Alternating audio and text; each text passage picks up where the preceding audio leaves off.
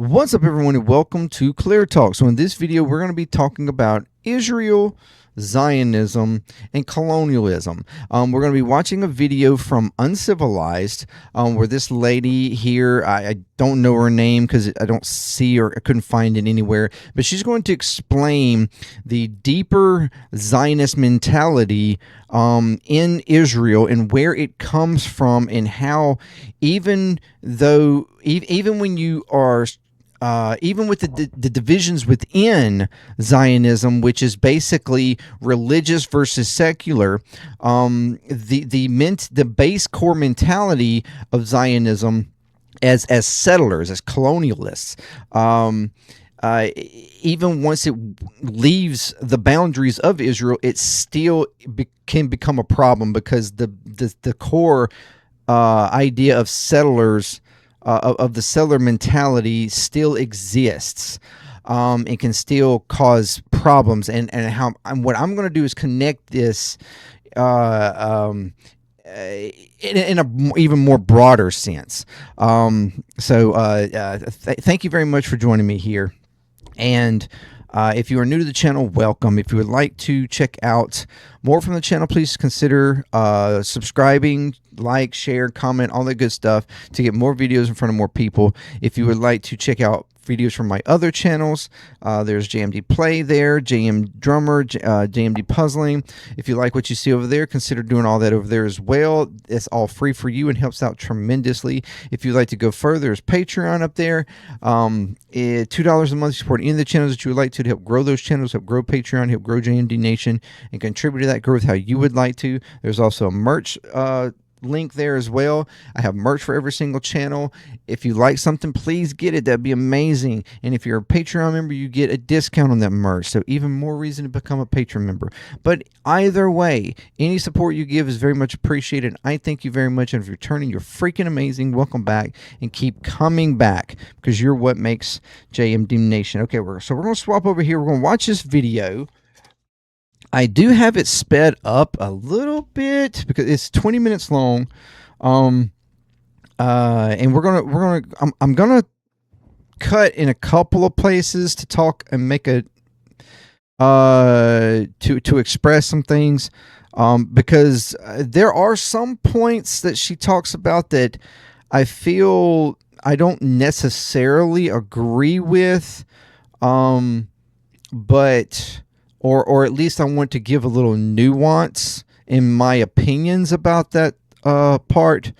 But we're going to talk about that, and then I'm going to broaden this out as far as just the colonial mentality in general that has gone back through the ages, and then also tying into the fact of why, this mentality and what is happening in Israel today, and how, there is a falling of opinion over Israel and this mentality, and it shows a growth in society at large, not only here in the United States, but also abroad, against the idea of settlements and colonialism.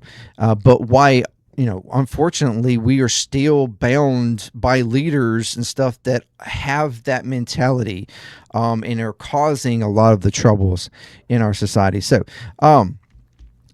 let's get started. They're moving and colonizing the world. Parts of their town are being taken over. Pushing local limits in Thailand. Zionist territories in the north of Cyprus. From back... Hold on. Maybe it's a little too fast. There, because she herself speaks a little slow. But then the other sections of video that she plays, unfortunately, is really fast. So it doesn't play very well to actually speed her up. But Israelis aren't just settlers in Israel. They're moving and colonizing the world. Parts of their town are being taken over. Pushing local limits in Thailand. Zionist territories in the north of Cyprus. From backpacking trails in South and Southeast Asia, shoulder a backpack and disappear into the world, to quiet European mountain towns, you'll find Israelis. We've mostly seen them take two forms: the war criminals fresh from service, and then they go to detox in India. and the liberals fleeing what they claim is a failing democracy. Progetto Baita hanno contribuito ad evitare lo On the surface, they couldn't seem more different. But watch how they move through the world, and you can see how Zionism produces a particular relationship to land and other people. One that is exploitative and violent, and that is not limited to Palestine. Between the two, one shows us how settlers act, and the other, how they think.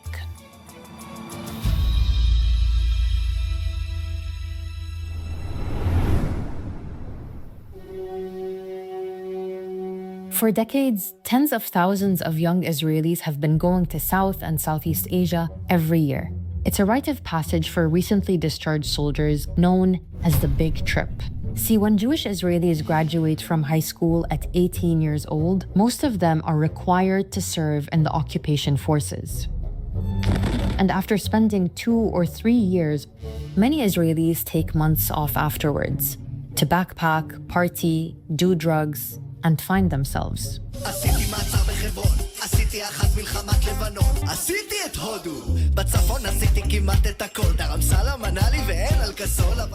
India is one of the most popular destinations. So popular that Israelis have their own backpacking route, the Hummus Trail. Places such as Dharamkot, Old Manali, Vashisht and Kasol have nearly half of their population of Israeli nationality. Street signs in Hebrew, cafes serving fresh falafel and shakshuka. One town called Kasol has been nicknamed Little Israel. Institutions like Chabad and others have also set up shop on the trail. He's one of a number of rabbis sent from Israel, the United States, and Canada to help young Israeli tourists traveling in this land of gods and goddesses to stay in touch with their Jewish roots. An Israeli who runs a Jewish cultural center in one of the villages said, quote, "There's something in India that allows for wild freedom, like the Wild West, a sense that they can do whatever they want, be that smoking weed, driving without a license, or making noise. This is what they seek here." And many of them do exactly that, moving through communities across the region as though the usual rules don't apply. और कई ऐसे cafes highlight हुए हैं जो openly Indians को entry deny करते हैं. You see there, it says there are some cafes which only deny entry to Indians. Only serving white Locals customers. say their livelihoods are under threat from Israelis working on tourist visas and running businesses without permits. Some Israeli tourists are said to leave rented motorcycles on the roadside when gas runs out. Of all foreign visitors, only Israelis have managed to build a religious center where they hold parties and celebrations. This town is completely overrun with Israelis. I'm talking 3-to-1 ratio. Alongside reports of several businesses illegally run by Israeli citizens. Smoking weed in hospitals, barring ties from certain businesses, hotels and public spaces. Wait, they've been barring Thai citizens from places in Thailand? How does that work? Says, am I in Thailand or Obnoxious tourists come with many passports, and towns accommodating foreign visitors exist all over the world. But with Israeli tourists, there's something else at play. The disregard for local law, the entitlement, the disrespect. Where does all this come from? To understand the tourist, you have to understand the culture that produced them. One of the most important words to understand in Israeli society is friar, usually translated as sucker. You see, in Israel, being a fire doesn't just mean you're easily fooled. It's more about missing the chance to cut corners, dodge rules, or get ahead by any means necessary. In a society where bending the rules is often seen as savvy, being a fire means you're the one who plays it straight. And that's not a compliment. In fact, being called a fire is one of the worst insults out there. Join the back of the line. No, they're reserved. You threw my shirt on the floor. There doesn't seem to be shame about exploiting someone else. The shame is in allowing yourself to be exploited. That mentality is so ingrained, it has another name as well, the success method. So I have a tiny dog named Lily, and I like to go on errands with her. When I went into my local Supercell grocery store, they told me that I had to hold her if I wanted to come in. So the next time I went there, I looked for the person that told me this. When I couldn't find them, I put her on the ground like I wanted.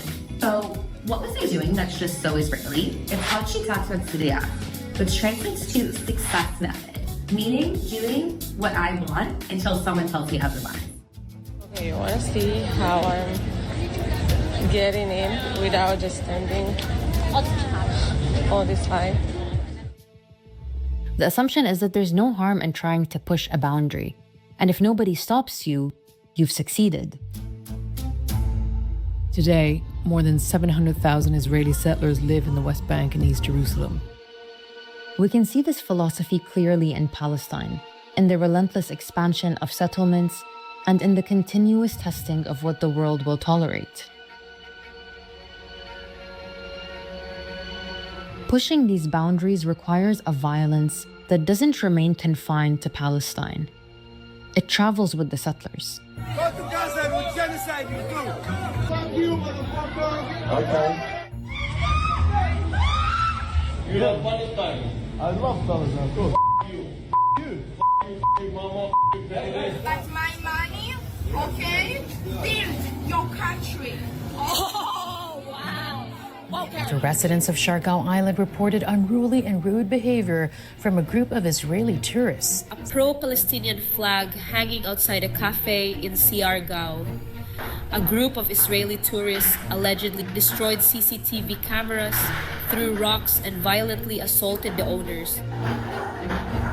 There's a hostility and aggression so similar across all these clips, one that seems to exist in another form in the colony as well.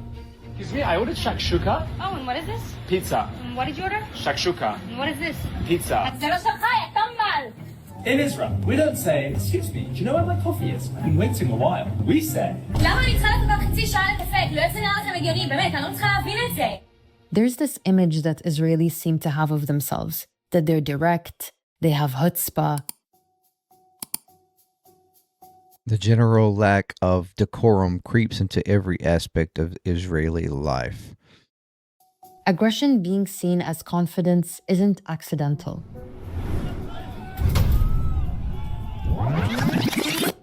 For centuries in Europe, Jews were stereotyped as weak, pale, and frail.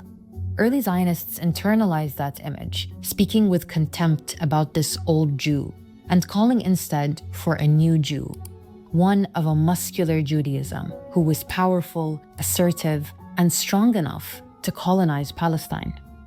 The contempt for weakness ran so deep that many Holocaust survivors were looked down upon for, quote, going like lambs to the slaughter.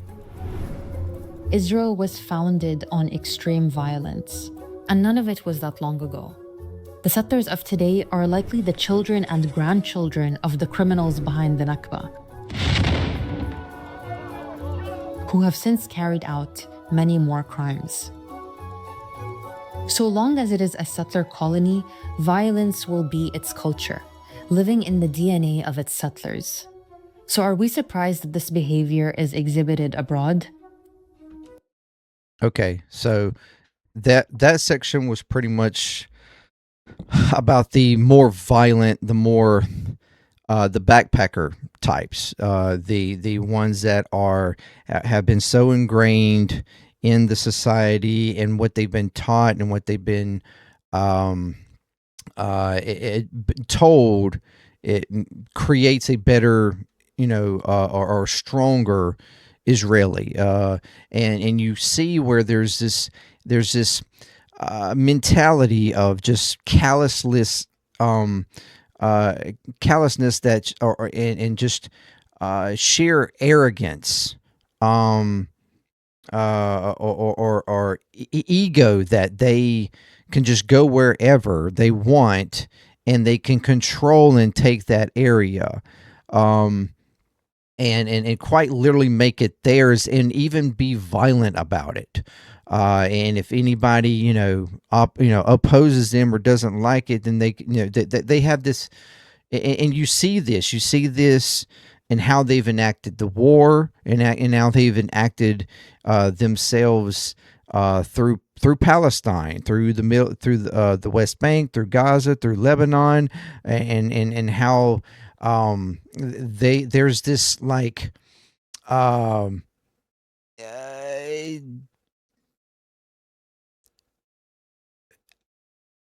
idea of impunity, that nothing can stop them, that they can do whatever they want. There's no rule, like I said, no rules that they can't bend.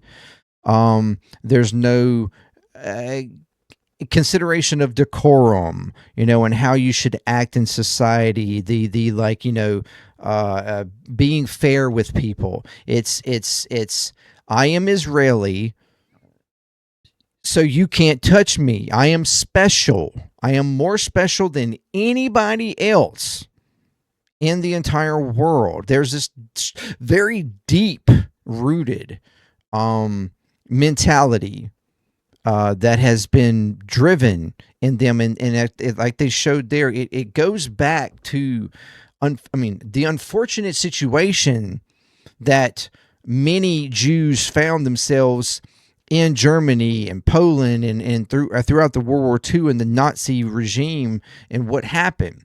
And you have it's the break-in mentality of how someone comes out of any situational thing. You have some that learn from it and grow from it in one direction. Like, yes, I don't want this to ever happen again, but also understanding that it was under certain mentality that was not of their fault necessarily. But then you have those that would take it personally and take it in an aggressive manner, that the aggression was placed on them. So then therefore they flip that aggression back, not even towards those that did it, but towards everybody else in society. The fact of looking at the weak Israeli, and we don't want that. We want a strong, aggressive, muscular, tough, nobody fucks with us kind of idea of Israeli. And that's where Zionism, at its core, has really established itself. Like, that's one of the core things in Zionism. Outside of just and outside of just also just having a land of themselves that's only theirs and they control, which within Israel, that's the Israeli borders. Of course, they've got their sentiment of the greater Israel.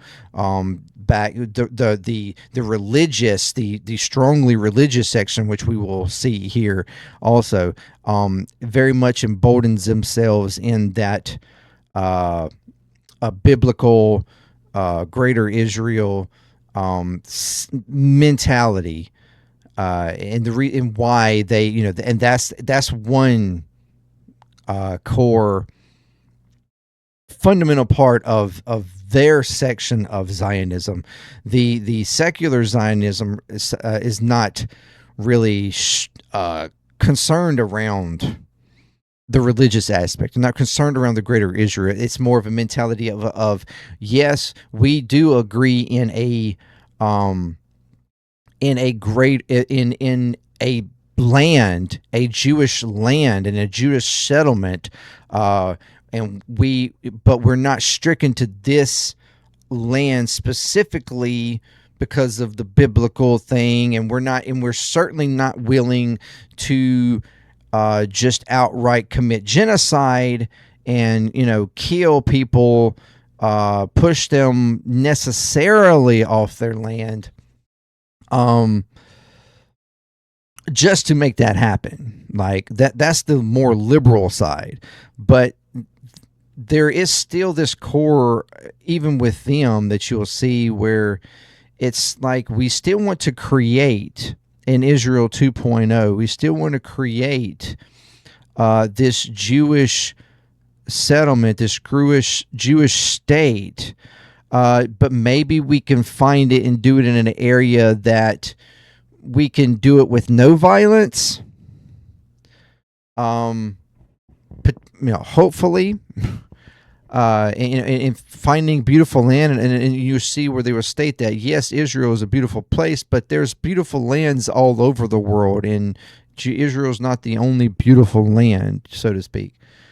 So they're finding themselves in other places, but it's not about just being a part of society. It's still about creating their own literal bounds of society for them and them only. Even if it, to some degree, still has to negate or, deny that this particular land does have a history before they were there. But that's just the settler mentality in general. So let's continue, no matter Israeli or not.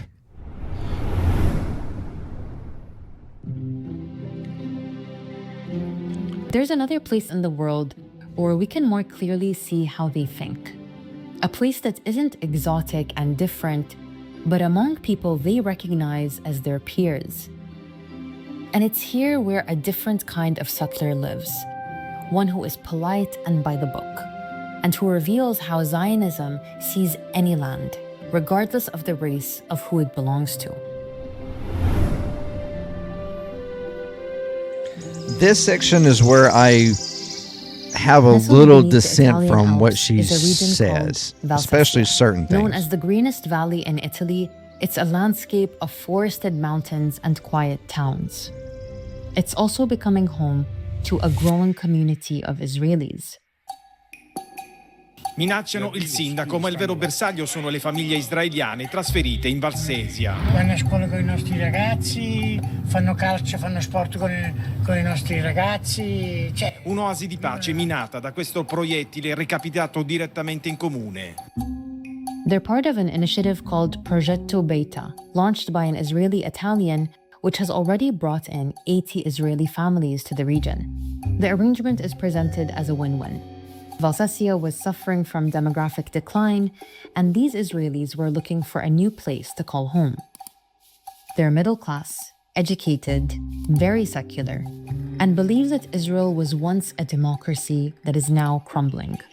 Not because of the genocide or apartheid settler colonialism, but because this Zionism doesn't fit with their fantasy of what it should be. This group of settlers are what's known as liberal Zionists. And to understand them, we need to understand why they left. It began in early 2023. Protesters blocked roads and scuffled with police in Tel Aviv on Wednesday morning, incensed by a controversial plan to overhaul the Israeli judicial system. Born in Israel, I fought for 30 years in this country to save this country. Now I'm fighting against the dictatorship that's going to happen. A judicial reform had hundreds of thousands of Israelis out in the streets, mostly secular Jews. They're the largest group in Israel and are the backbone of its economy. Unfortunately, many of my friends check the options in other countries. I will not raise my kids in a country which is not democratic. Fearing the collapse of what they believe is Israeli democracy, many began leaving to settle elsewhere. That's when Project Beta began. The only problem with that is that Israel has never really been a democracy. It tries to claim itself as being one, but it really kind of never has truly been one. Maybe in the early days it more resembled a democracy, but certainly not anymore. But either way. This article starts with a quote written by one of the settlers. So to the idea that they are just like in 2023 getting upset, like this has been going on, like the actions of Israel have been going on for decades. So especially towards Palestine. So if you're just now getting upset about it, I mean that there does seem to be a bit of a like question there even from that aspect. As the number of hours of light in their country's democracy keeps diminishing, more and more Israelis are arriving in the mountainous valley in their search for a new start. Underlying all this is a layer of pain, the pain of good Israelis who believed that after 2,000 years they could rest on their laurels, but were now taking up the wanderer's staff once again. Notice how he says good Israelis. The founder of Project Beta uses similar language, saying he wanted to help, quote, good Israelis escape what Israel was becoming. Inherent in all this is a kind of entitlement. If it's not working out here, I have the right to go and try this project elsewhere.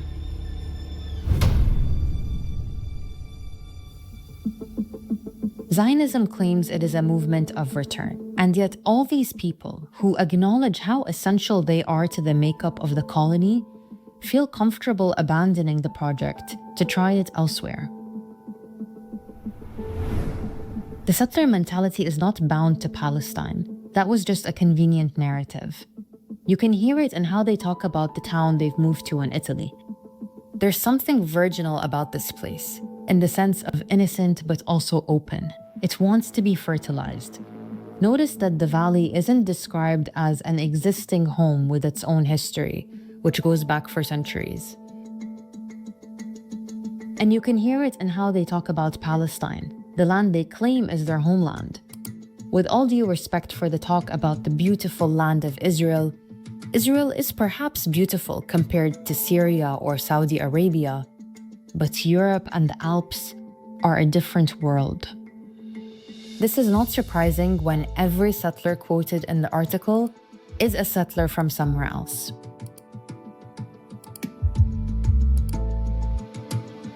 Sono israeliani, ma molti sono francesi, portoghesi, tedeschi. To be a settler is to have no relationship with the land. It's just a place to settle. And to feel entitled to it over its indigenous inhabitants takes a certain cocktail of supremacy and entitlement. For one of the settlers in Italy, a life coach specializing in consciousness studies, the push to leave the colony came in October 2023. She needs quiet to work. And when she realized that she'd have to give courses from her safe room, she decided to leave. The biggest threat to Israel is religion, and it's a threat that cannot be resolved. And when it comes into confrontation with a conflict over land, that's a place I can no longer live in.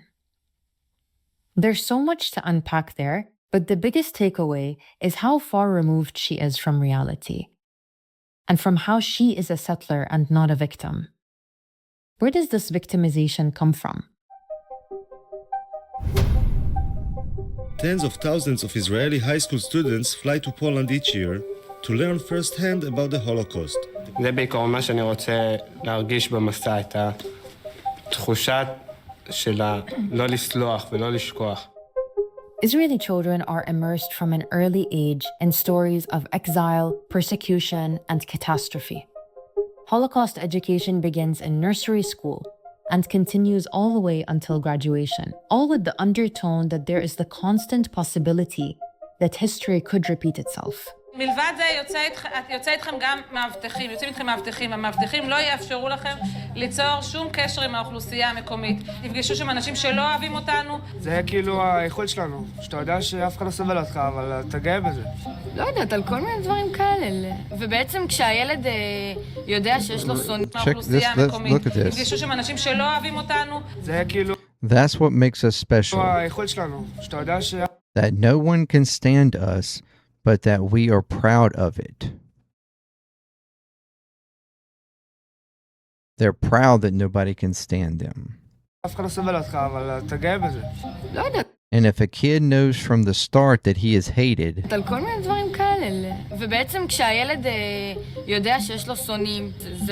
it invokes anger towards the other side. Pain, anger, even hate. Fresh from learning all of that, by 18... But it's like a concern that you're not necessarily realizing that there's a problem with that, but that is what makes you more emboldened to do what you're doing. More emboldened to speak out against that, because of the anger and the hatred. They're literally being taught. They're being groomed from an early age to hate anybody that, opposes what they've been told is quote unquote Israeli, or whatever is quote unquote of the Israeli Jewish nature, or whatever. And even like she was stating there, that the problems, the ones that have a problem with the current Israel, the ones that have left Israel, are not even, a lot of them are not even originally from Israel, because you have this whole idea of Israel being like the place where you come. We have settler like programs and stuff from people that grow up here in the United States, that where they can literally go to Israel for free, all expenses paid, go to Israel once they turn, a certain age, 17, 18 or whatever, and, to have a trip. They're introduced into, there's like a certain tour that takes them around to all these different places that Israel controls to try to show a certain, it's a propaganda tour basically, but to show, and give this sort of identity to, the religious, the sacrilegious, like the sacredness of this identity to this land. And then of course the IDF, ingrained in that. But the problem with a lot of outside people going in, as well, some of them, yes, can find that, and they find that connection. They even, a lot of them even decisively, move there and live there, thinking that this is, their connection, their final destination place or something for life. This is where they were meant to be. But then once they start to see, because once they start to see how the government and the more religious aspect, the more, the genocides that's carried out, the killing of people, the destruction, and then the actual settling within territory that's, not actually Israel, forcibly removing people and all these kinds of things that they're seeing, and they're like, well, wait a minute, we don't really like that. Can we not do that? But then after so long, they're like, wait a minute, this is a problem, and y'all are, for those that actually find it as a problem. And then so they leave, and they're like, okay, there's a problem here, but we'll just go do the reason why we came here. We'll just go somewhere else and do it for the same reason. And so there's still, I would still argue, because she's trying to connect it in this idea of, yes, and to some degree there probably is still this lack of compassion for the fact that any land may have previously had a history, that people still live there. The idea behind a piece of area being like, virginized, it needs to be fertilized, meaning we need to root ourselves here and spread and grow and basically take over, because like as if there's not something here. Like there's still that kind of mentality there, that yes, you don't have a problem with living amongst others, you'll be friendly and kind, but ultimately you do want to grow to have control of that area and make it your quote unquote own. So that's the settler mentality. It's an anti-violent mentality. It's more of a diplomatic takeover, a diplomatic settler, right? But nonetheless, still the idea is there, to ultimately take over and control a piece of land, an area that can then be turned solely into a Jewish state or Jewish settlement. It's not just moving somewhere and accepting your place within that society and just being there. It's still this deeper core mentality of making some place a cornerstone, a larger apparatus for Jews. Ultimately, they just want to do it in a less violent way. And this is the deep-seated root. This is the deep-seated issues, violent or non-violent, with anybody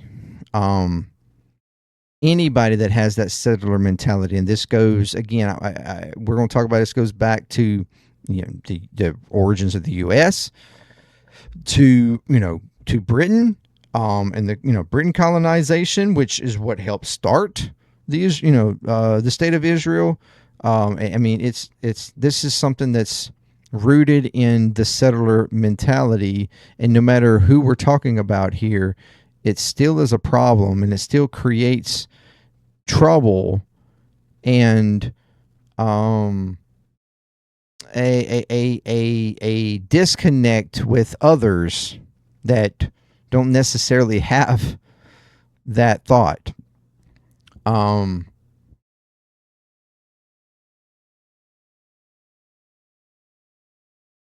And you could even argue over time it has created worse and worse conditions, or at least maybe maybe it feels worse. I don't know, but the sentiment of the world at large against settler and colonial type mentality has certainly grown distasteful towards it. So anyways, all right, let's continue to try to finish this up. Nearly every Jewish Israeli enters the occupation forces.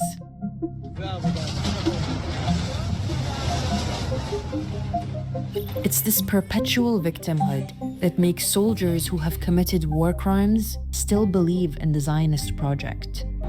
Many of the soldiers this therapist sees say they don't regret their actions. Most understand very well why we went to war, but for a few, it's an issue.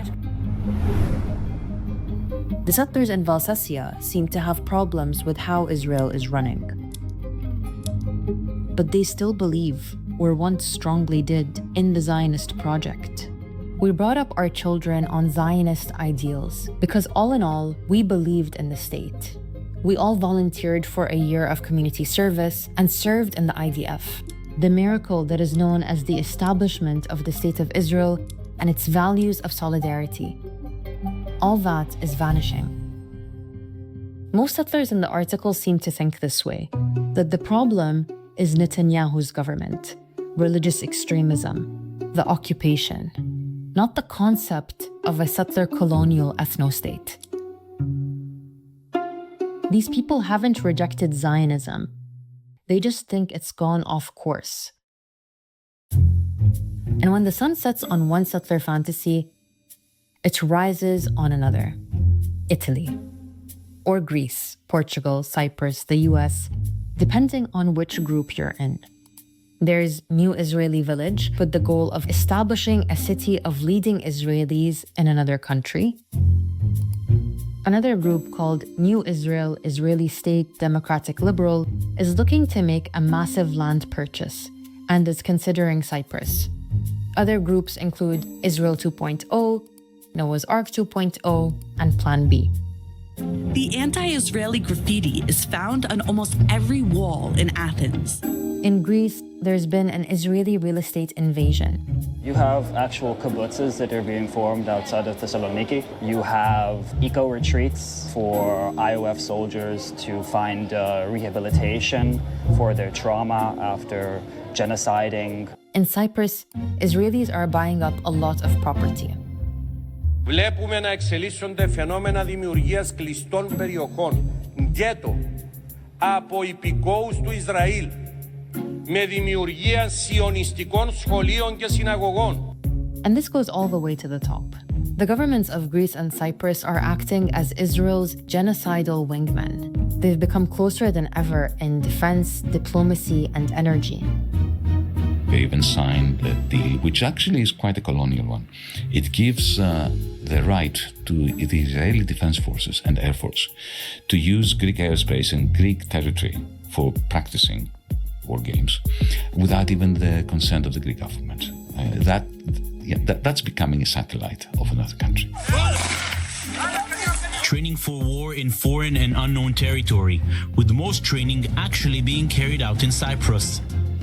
Across the world, governments are opening their doors to more Zionist presence.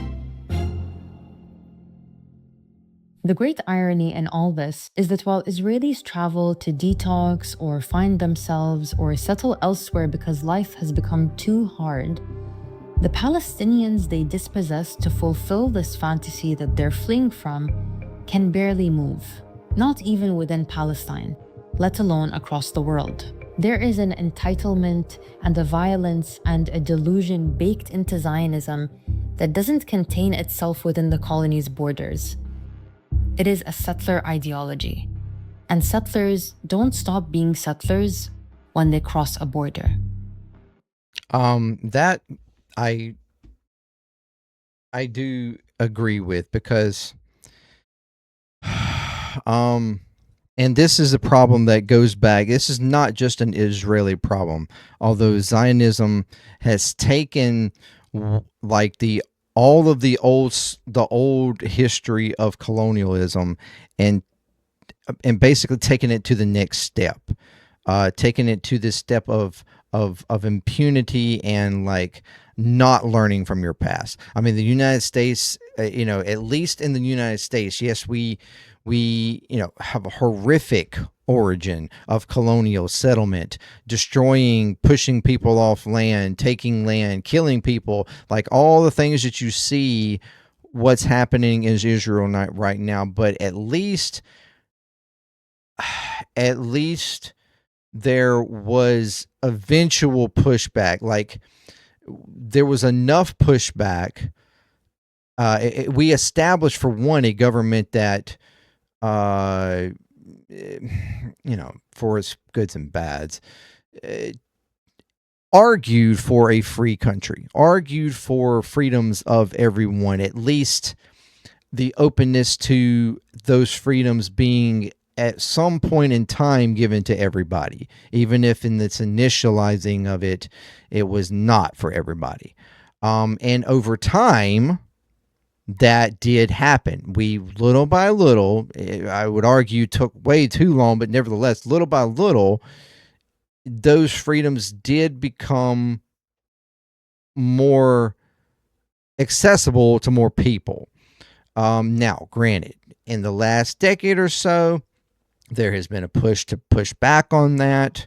We've had a recessive-like nature because of those that have become in power and influence, namely since the beginning of the Trump era and the new Trump Republicans, MAGA, and them feeling emboldened, very much like, it's like here in the United States, we have the issue of racism, right? We had the Civil War over it for slavery and you can in Israel, it's more of a state, a civil war happening within, like, I guess, morality, sort of. Which, I mean, yes, there's an argument of morality and racism too, but like over religious and secular kind of argument here, or really a fight for democracy, which the United States arguably could be having here soon too. So while, our previous issue has been racism, has been the supremacy of white, and whatever, white makes right kind of shit or whatever, But we fought against that and we won for the most part. But there is a resurgence of it at the moment. In Israel, unfortunately, the victory has been more on the side of anti-democracy, even though they claim to be democracy. It's more in an ethno-state kind of way. The win has been in the ethno-state instead of the democracy. So it's driven a worse outcome. It's the same thing on the surface as what happened in the United States, but it has had ultimately worse outcomes there in the mentality and the rule of government, the policies, laws, and the overall sentiment, the way they've been able to basically brainwash the society, the majority of the society. In the United States, yes, there's a portion of the society that's certainly brainwashed, but it's a minority that is brainwashed in this like falsehood of the United States. There's a majority of people in the United States that I feel genuinely do understand its history and want to see a progressive, more inclusive, a greater America happen. And that is that is the majority of the United States, even if the minority currently has the power. In Israel, it's the opposite. The one that is the majority is the ones that are more prone to the anti-democracy, to the ethno-state, to the control, the settling, the problem of not having an issue with violence. That section of the population and everything is the majority and has the majority control and has had the majority control now for a while. And wow. Yes, with the growth in the United States of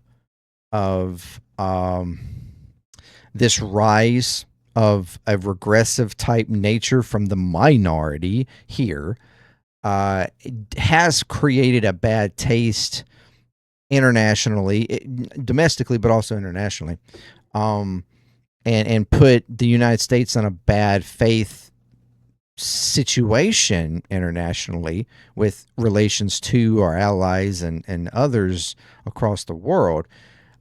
I still feel that there's this, and that's going to cause problems going forward, most certainly, but there's still a sentiment that, yes, the U.S. is a problem, but the U.S.'s problem is that they are currently being ran by a lunatic, far extreme right group of people, and that they do not speak for the majority of the United States. Like, that's, I think, an overarching like opinion that's abroad. That yes, the United States is a problem currently, and maybe there's been parts in history where there's certainly been a problem here and there too, but there have been more reasonable like situations. This right now is a less reasonable, certainly the most less reasonable of ever, maybe. But they know that it's not going to last. I feel, or there's a sentiment. Even us here in the United States feel like there's just no way that this is going to last. Like, they are fucking up and looking so fucking bad right now. There's no way it's going to last. We're going to take over. We're going to, there's going to be a takeover. There's going to be a flip, and they will probably more than likely never have power again.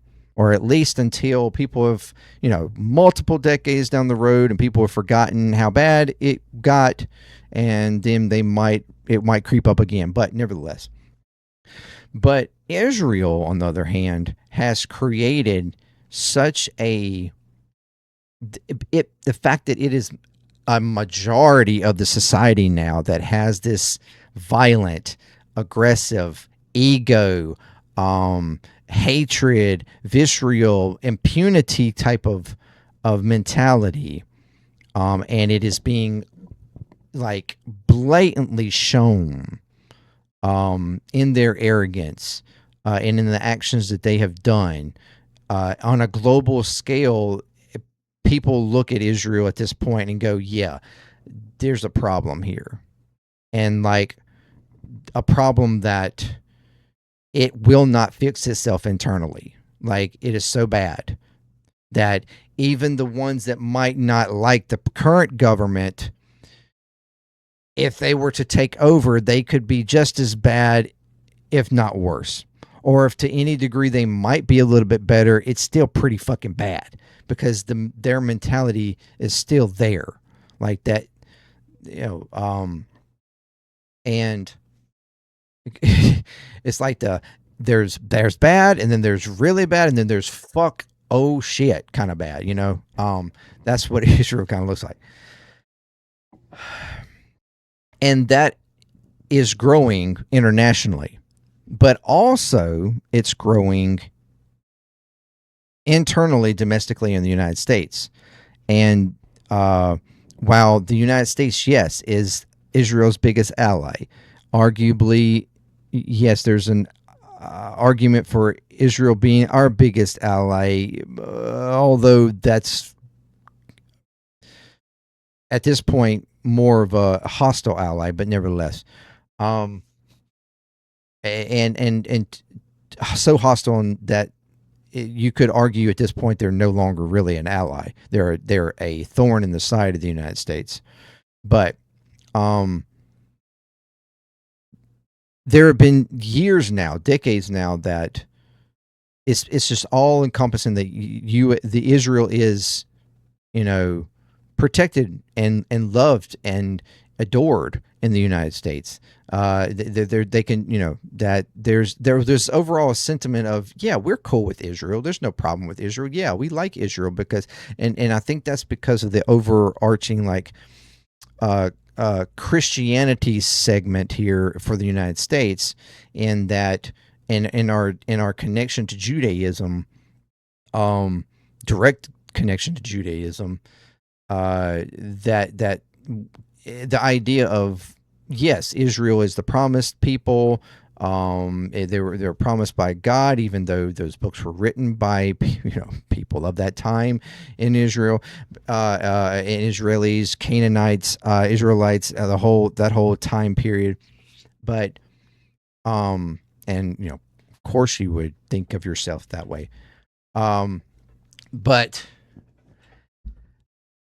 nevertheless, there's this idea that, yes, in the belief in this time period, belief in this Bible and what's being stated in it is from the same God. We both agree in the same God. Like that's the idea of Christianity. And that but then you have, of course, your Christian Zionists who think that ultimately you have to enact, like, the greater Israel has to happen. We have to have this scenario play out for all of the return of the rapture, the introduction to the new heaven, the promised land, and a new world, which is of course called Israel. Like it's the whole thing. So, but I think there's that, because of that, there's this clear definition of Israel is okay, that we're cool with it. But after what we've seen the past 3 years, and it just being, even though it's been going on longer than that, the greater population, the greater connection of the population to what's actually going on in Israel has really only been in the past 3 years, where people have really tuned in and started seeing and started looking, and then looking into the history, looking into what's been going on, looking at, and there's this growing sentiment, especially seeing what's happening and seeing how it continues to happen and how bad it looks. There is this overgrowing, this sentiment that there's a problem there. That Zionism is a problem. And its core, it's a problem. And so we have recently here, I'm going to show you from Enton here, where he talks about this polling in the United States where Israel has dropped off a cliff as far as favorability in the United States. Look at these numbers on Israel, the net favorability. They're all negative. They're all negative. Ipsos, minus 10 points. Fox, minus 11 points. MU, Marquette University Law School Law poll. Look at that, minus 20 points. Pew Research Center, minus 23 points. Negative, negative, negative, negative. And Gallup earlier this year was also negative. We're not just talking about the Democratic base anymore. We're talking about the general electorate as well. The general electorate has turned against Israel. This is not just a left issue. It is an American issue when it comes to opinions on Israel. What's the trend line here? What's the trend line here? The trend line is unbelievable. Look at the trend line here. Compare this to Donald Trump's first term. At this point in Donald Trump's first terms, Israel's average net favorability. Wow. You go back here. Look at this. It was plus 51 points. Wow, Johnny says. Wow, Johnny says, because this is wow. Plus 51. It's minus 16 points in the average poll now. That is what, a 67-point shift against Israel in just 8 years. Israel used to be a consensus issue in American politics, and that was a pro-Israeli position. Now the consensus has actually shifted, and now when it comes to general electorate, it is a minus. Israel is now seen negatively, and we're seeing it in poll after poll after poll. You just had this vote in the House where 100 Democrats voted against military assistance to Israel. How is that specific issue seen right now? Yeah, you said wow, right? How about wow again? Take a look here. I never thought I'd see the day military assistance to Israel say U.S. should reduce or end it. Overall, 55% say they should reduce or end it. And it is true across the educational spectrum. 51% of non-college graduates, 62% of college graduates. So this isn't just an issue right among white liberals in Democratic primaries. No, no, no. This is true across the educational divide. Even when we are looking towards a general electorate, the majority of Americans believe that military assistance to Israel should either be reduced or ended. Again, what the numbers are showing is we shouldn't just presume that opposition to Israel or aid to Israel is a political loser now. Correct. The numbers just don't seem to suggest that. There's a big Senate race in Michigan, right, for an open seat. There is one candidate who is seen as being more opposed to aid to Israel, Abdul Sayed. What are the prediction markets saying about that race? Yeah, I think a lot of Republicans says, oh, we want to run against Abdul Sayed. We can beat him. Israel, one of the reasons, he's too far out of the mainstream. But take a look at the Kalshi prediction markets. Chance to win the Michigan Senate race. Look at this. El Sayed, as the lone candidate, 59% chance, the majority chance of winning that. And of course, this side still includes, he still has to beat Haley Stevens in Democratic primary. She's at 14%. Mike Rogers, the Republican, at 32% chance. So the idea necessarily that Abdul Sayed is unelectable, completely false, because the bottom line is this. Israel as an issue is not the cudgel that I think that a lot of Republicans believe they can use in order to beat Abdul Sayed or these other anti-Israel, or at least wanting to reduce aid to Israel candidates. 2028 New Hampshire GOP primary polls. All right, so again, showing that, the sentiment there towards Israel has fallen off a cliff. 67% swing within 8 years of the favorability towards Israel. And it's because of this Zionist, settler, colonial mentality, the violence of it, especially in the section that is solely in control in Israel,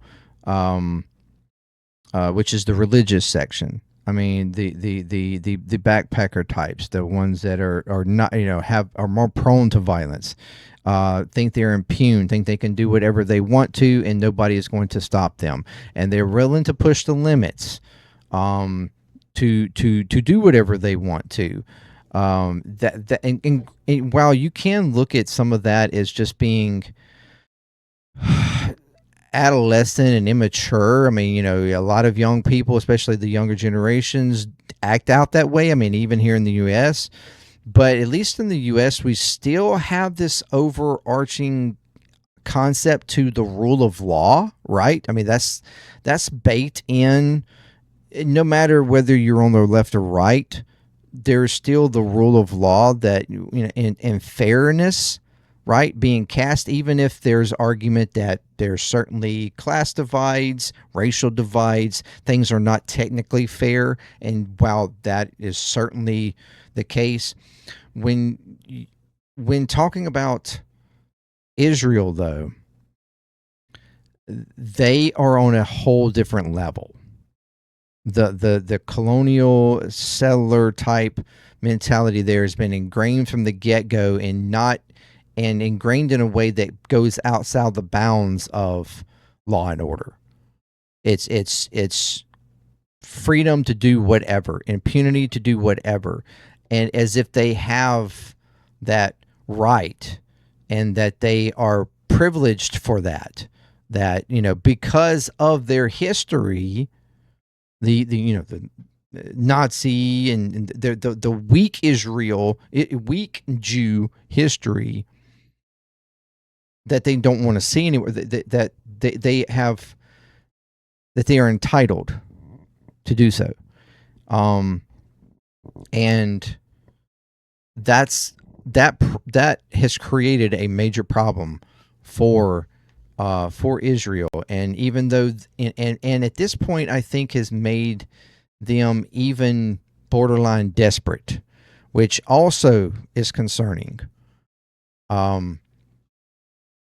But overall, yes, the sentiment in the United States has grown that Israel's a problem, and we need to cut the funding off. We need to do all these things to get them, to hopefully get them back in line, to pull them back and put them back in place. But is it too late? Even if we were to do all those things, is what has been groomed, what has been propagated in Israeli society gone so far that even if you cut off everything to them,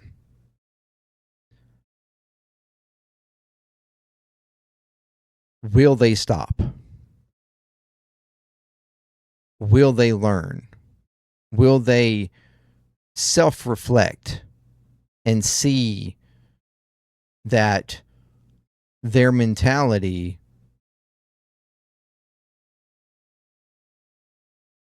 is a problem in the grand of society, in the whole of the world society? Or will they continue to do what they are doing in Israel and what they're trying to do and attempting to do across multiple other countries, creating their little settlements, creating their little land and power controls of land?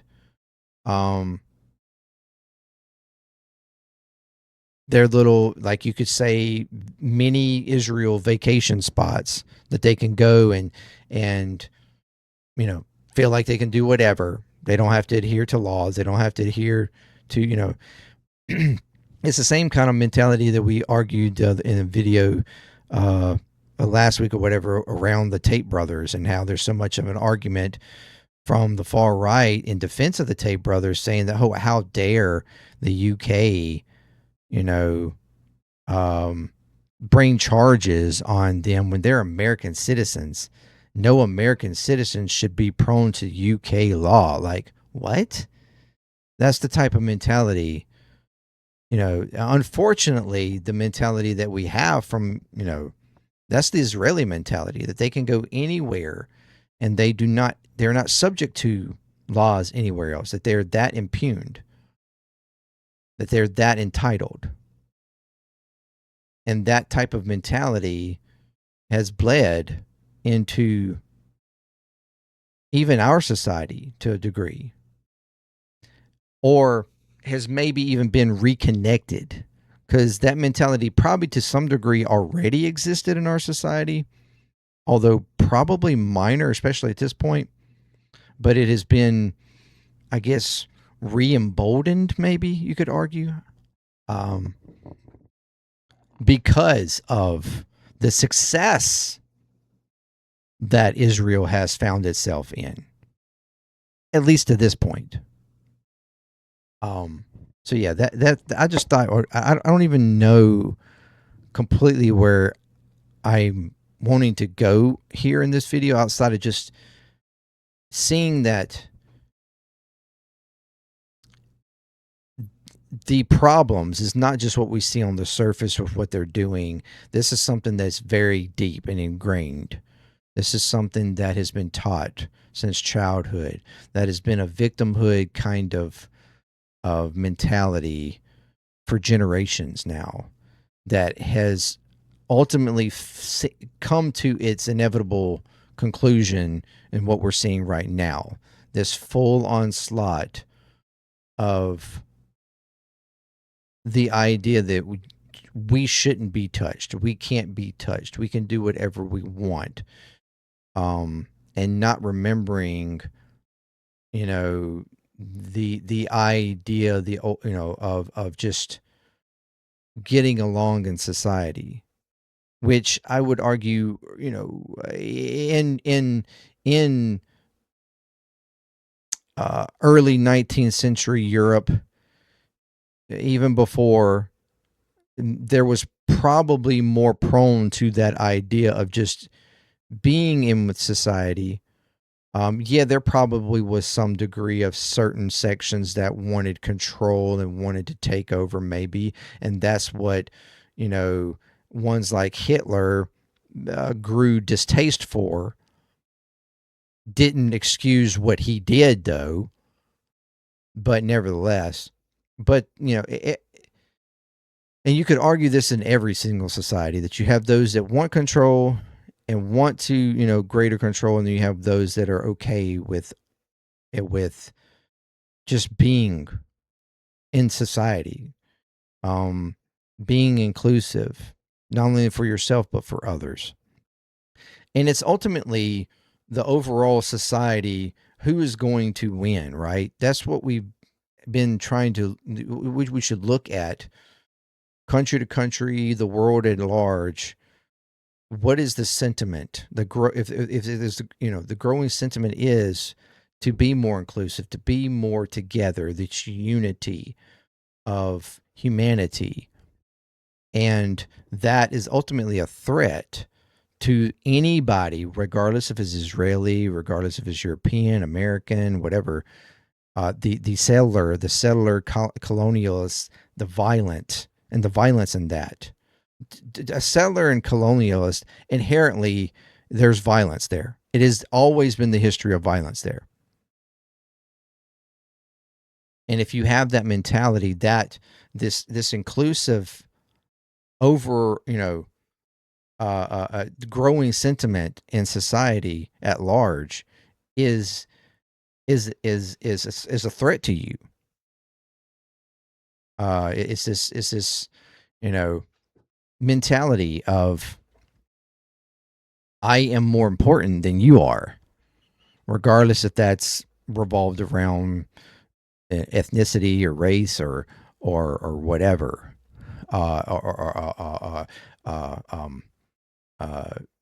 gender or whatever, So, and I guess that's just like my overall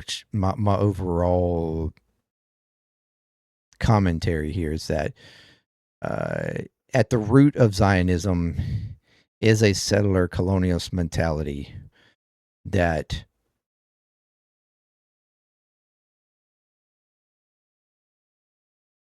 no matter whether you're violent or not, is an old mentality that the majority of the world has grown distaste for. It's like the majority of the world has grown up, but there's still sections of the world that are still immature and still find like compassion or whatever for violence, right? anyways, thank you for joining me. And I just thought that the way she presented it for Israel, and then, you know, watching it, I could only think of the history of the United States, the history of Britain, the history of, you name it, going back. Settlers and colonial mentality has always been a problem. It's just that Israel has taken it to the point of its inevitable conclusion if it is completely allowed to go unregulated, uncriticized, unbound. We are seeing what that happens. Luckily for the U.S., that conclusion, we never got to that conclusion, because we did have regulation, we did wind up with bounds, and we did wind up with pushback, and it was effective. Even if it's being challenged now. But Israel is what happens when it does go unchecked. And we need to learn from that. So thank you very much for joining me. I'm sorry, this was a very long video, but I felt that it was important. So thank you very much. Let me know what you think. Until next time, peace. ClearTalk. I'm out.